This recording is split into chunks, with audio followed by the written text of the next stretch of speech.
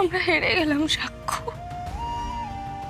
আর মেয়েটাকে আমি বাঁচাতে পারলাম না।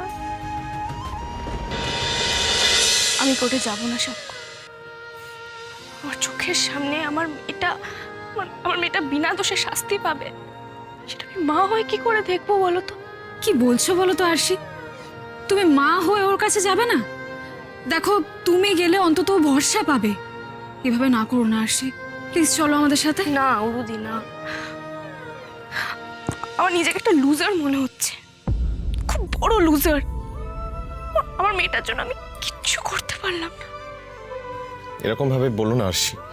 দেখো তোমরা মেয়েটার জন্য কম তো কিছু করনি। এখন ওর ভাগ্যে যা আছে, আমাদের পরিবারের ভাগ্যে যা আছে তাই তো হবে।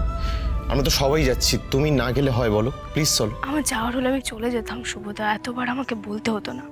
আমি যাব না। আরশি যখন যেতে চাইছে না তখন যাওয়ার দরকার নেই, ওকে তোমরা জোর করো না। আর সত্যিই তো মহাগৌরীকে বাঁচানোর কোনো আশাই তো দেখতে পাচ্ছি না। আর ও তো মা, চোখের সামনে নিজের মেয়ের এত বড় শাস্তি ও কি করে মেনে নেবে বলো তো? বাবলুদা, তুমি তো কালকে লয়ারের সঙ্গে কথা বলেছিলে, কি বললেন উনি? কি আর বলবেন, সবকিছু শুনে উনিও তো কোনো আশাই দেখতে পাচ্ছেন না। সাক্ষ্যদা, বজরংবলী তো আছে। আরশি, এই দেখ তোর বজরংবলীর প্রসাদী ফুল। আমি কোর্টে গিয়ে মহাগৌরীর মাথায় ছুঁয়ে দেবো, কিচ্ছু হবে না দেখিস। আর তাছাড়া আমি তো মহাগৌরীর মাসি, এই দুঃসময় আমি ওর পাশে ঠিক থাকবো, তুই চিন্তা করিস না। আচ্ছা ঠিক আছে, আর দেরি করো না, তোমরা সবাই কোর্টে যাও, আমি আরশির কাছে থাকবো। সাক্ষ্য, তুমি কেন আমার কাছে থাকতে চাইছো? যে কারণে তুমি যেতে চাইছো না, ঠিক সেই কারণে আমি তোমার কাছে থাকতে চাইছি। আরশি, তুমি মা হয়ে মেয়ের শাস্তি দেখতে পারবে না, কিন্তু আমি বাবা হয়ে কি করে নিজের মেয়ের শাস্তি মেনে নেবো বলো তো? হ্যাঁ আচ্ছা সাক্ষ্য, আরশি, তোমাদের দুজনের মধ্যে কেউই কোর্টে না গেলে মেয়েটা তো খুব কষ্ট পাবে, তাই না? আমরা তো ওকে এটা কোনোভাবেই বোঝাতে পারবো না যে ওর দুঃখটা মেনে নিতে পারবে না বলেই তোমরা কোর্টে যাওনি। না শুভ, মহাগৌরী খুব শক্ত মনের মেয়ে, ওকে বললেও ঠিক বুঝবে। যাকে তোমরা আর দেরি করো না, যাও বেরিয়ে পড়ো। দাঁড়াও,